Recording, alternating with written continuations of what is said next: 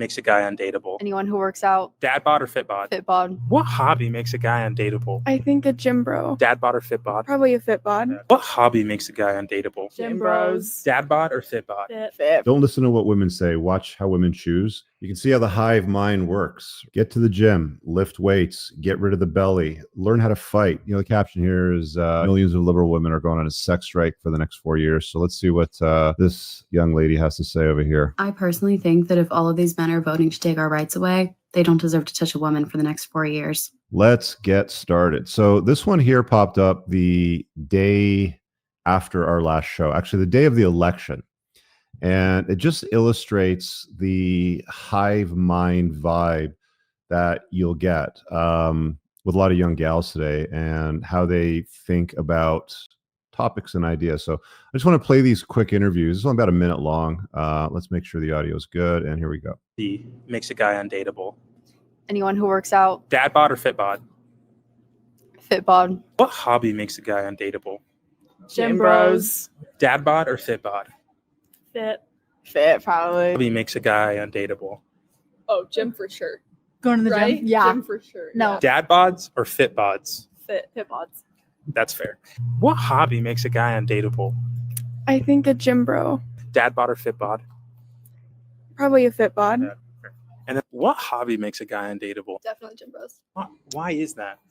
Because they use steroids. Have you ever talked to one? Real. Hobby makes a guy undateable. The gym. Question for you. Dad bod or fit bod? Solid in between? Yes, that's what I was Oh, can I say in between? No, you're like, this is a yes or no question. And you're like, third option.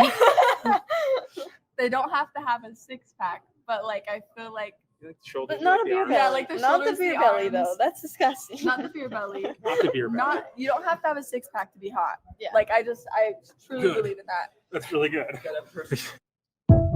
Yeah. Well, the reason why I pulled that up is they all have the right to vote. And you can see how the hive mind works, right? It's like, say words, actions don't match. And this is very common today, you know, like I've always said to you guys, you know, if the words don't match the actions, then believe the choices. And it's like, we know women unanimously choose guys that are fit.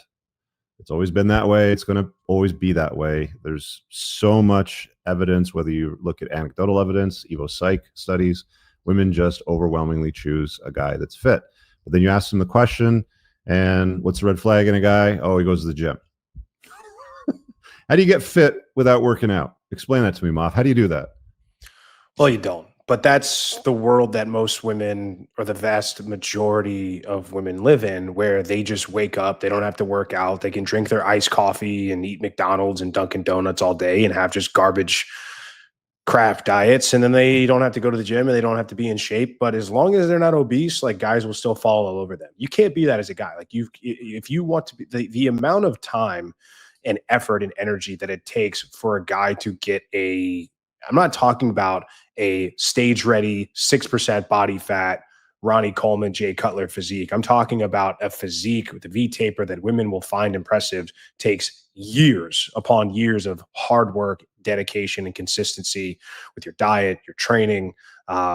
It takes a very long time. And like women just don't live in the world where they have to work at something for years and years and years upon end to get any sort of result. They just wake up and they have it fall into their lap. So it's not surprising at all that they're detached from reality in this way, because they just don't ever have to live. And there's more girls now going to the gym than ever, don't get me wrong. But I mean, you can go to an average, you could just search like fit chicks and you'll see obese girls that wear Gymshark leggings with 200,000 followers, but you'll never find a guy that does the same thing. Yeah, not a chance. So I captioned that one. This is why everybody says women shouldn't vote. It's just hive mind mentality and a lack of critical thinking on subject matters. But guys, this is why you need to become strong. This is why you need to lead. This is why you need to set boundaries. It's not women's fault. It's men that need to just. I mean, you can't control chicks. You know, you can't exert control of them. You know, you can set boundaries. That's about the best that you can do. And removing your attention and your time and your interest in them sends a very clear message. And again, like I said, get to the gym, lift weights, get rid of the belly, learn how to fight, be competent in combat sports. These are all useful skills. It's great exercise. You can use them in a real world type of scenario. If it's ever called upon you to exert violence, women find it very attractive. Don't listen to what women say. Watch how women choose.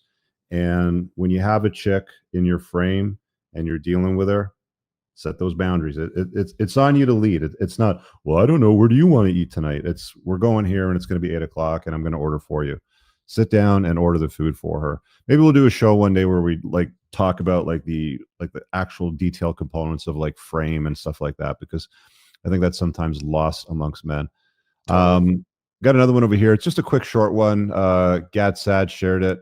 And this was after the election. This was on the 6th. And, the caption here is, millions of liberal women are going on a sex strike for the next 4 years. So let's see what this young lady has to say over here. 4 years. So hope you thought that through, you guys.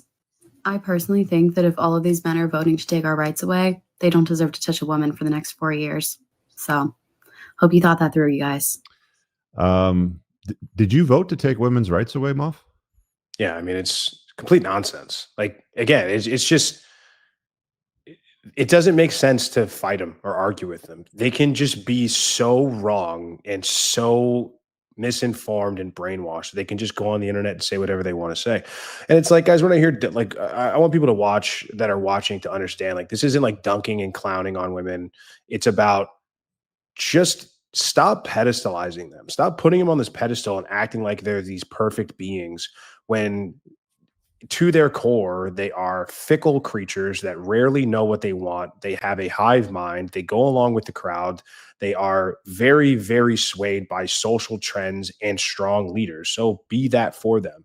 But no, I mean, I don't know how else a guy like Trump has to put it other than black and white, where he says, nationwide abortion ban, never going to happen. I'd veto it ever came to my desk. All I did was give it back to states, which is where the power should exist in the first place. And this is my thing. I was talking to somebody about this earlier, and it's like, I want to, this is a challenge to every woman out there who talks about like abortion rights and that sort of thing. If this is the number one issue, if it's the number one thing, if the number one thing is that's your favorite thing to do, and that is going to be your sole and only, if not your sole and only, your top one, not even close, the 2 and 3 are far and away not even in the same category.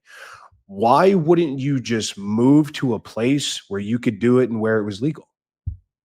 If it's so important to you, if it's the number one thing on the state level, because then what'll happen is the states now have control of that. Just move. And the lib states that want to offer that to the people that live there, the women that find it that important will move to that state, and that'll free up the red states to be more red.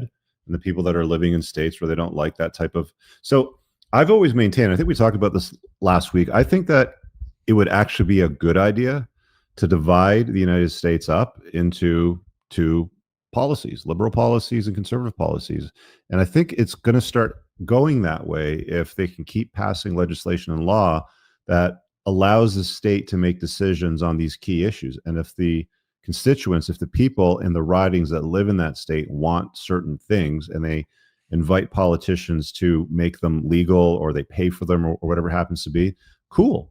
And there'll be places in the world like Florida, maybe, where the governor, just says, no, that's not what we're about here. But if you want that, you can go to another state, right? And make it real simple and just congregate. Like it's always us versus them. Like it's always been us versus them out there. You draw a perimeter around the people you care about. You share the same values. It's us and them. They're on the outside. We're on the inside. We're on the inside. The empire of nothing's on the outside. Let them do their thing. Let them do whatever they want. I'm not saying stop them from getting pregnant and having a million abortions. Go nuts. Do what you want with your body. It's your body, your choice, right? Well, this is the whole problem. This is the whole problem with progressives and progressivism as a movement in general, because it's based and it does not exist without victimhood. the idea of progress, you have to continuously be making progress and striving towards new things and new this. And it's like, okay, you've gotten everything you've ever wanted. Now what? You can't play victim anymore. You've gotten all these victories. Now what? No, there's never any satisfaction, because you can't be a progressive and a leftist without inherently being a victim. There's always, and look how we did it. You share this meme often. I'm sure you don't have it queued up, but it's like, it's this slippery slope where it's like, first it was gay marriage, like, cool, man, whatever, do what the hell you want to do. Then it was this, and it's like, okay, like, that's a little bit weird, but whatever, keep behind closed doors. And then it's like, well, now we're going to add 14 more alphabets to this flag, and now men can get pregnant. We're like, hold on a second, this is not what we were talking about. Oh, also now, like, men can dress up like women, and they can pretend to be women, and they can go indoctrinate your kids in schools, and then they can talk to them about sex when they're 5 years old. It's like, how the hell did we get here? So this whole giving ground thing, this whole like, oh, we'll just have this little thing, like, they're never satisfied. And what eventually happens is it becomes this hellscape apocalyptic scenario. And then they come in, they destroy it like the parasites they are, and then they move on to the next thing. So that's where we are. So thankfully, we don't have to deal with that for the next 4 years. Knock on wood. Yeah. All right, guys, I really hope that you enjoyed that clip. If you want to check out the full-length podcast episode, you can find that right over here. Also, make sure you visit my website over here, where you'll find my supplements, the opportunity to book me privately one-on-one for coaching, and most importantly, my new School of Unplugging, which you'll find on the courses tab. Newer to the channel, hit subscribe.